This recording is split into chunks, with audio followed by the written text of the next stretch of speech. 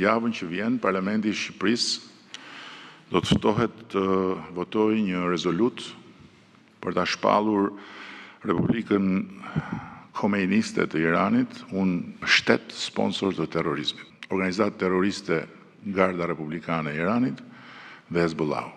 Kryeministri Edi Rama konfirmoi kështu vendimin që e rreshton Shqipërinë krah aleatëve strategjik që kanë marrë vendime të ngjashme. Por është koha që ta bëjmë dhe ne këtë gjë. Në kohë reale, Taulant Balla konfirmoi se ka dorëzuar në emër të grupit Partisë Socialiste draftin e rezolutës për të cilën mazhoranca qeverisëse synon mbështetje me votë në kuvent pa dallime politike. Sepse ajo Republikë nuk ka asnjë lidhje me Islamin.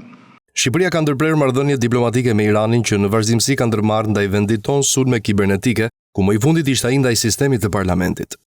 Një kapacitet mbrojtës kibernetik që është nga më të mirë në Europë.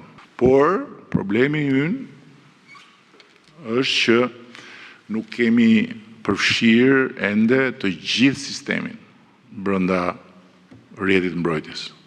Ndërkohë Ministri i Jashtëm në një seancë dëgjimore në parlament dha të dhëna zyrtare për numrin e shqiptarëve të prekur nga lufta në lindjen e mesme.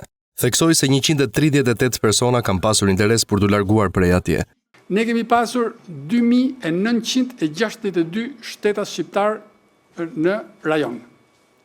Këta janë me qëndrim të përhershëm. Me qëndrim të përkohshëm kemi pasur 543 shtetas. Këta janë udhëtar. Duke u ndalur te shqiptarët në Iran, ministri Ferit Hoxha tha se është dashur një punë e vështirë për të ofruar ndihmë. Ne jemi të pranishëm atje dhe nuk kemi mbrojtje të interesave as të Shqipërisë, as të shqiptarëve atje. Hoxha u shpreh se regjimi i Iranit nuk është ndalur ndonjëherë në sulmet ndaj Shqipërisë duke u referuar atyre kibernetike.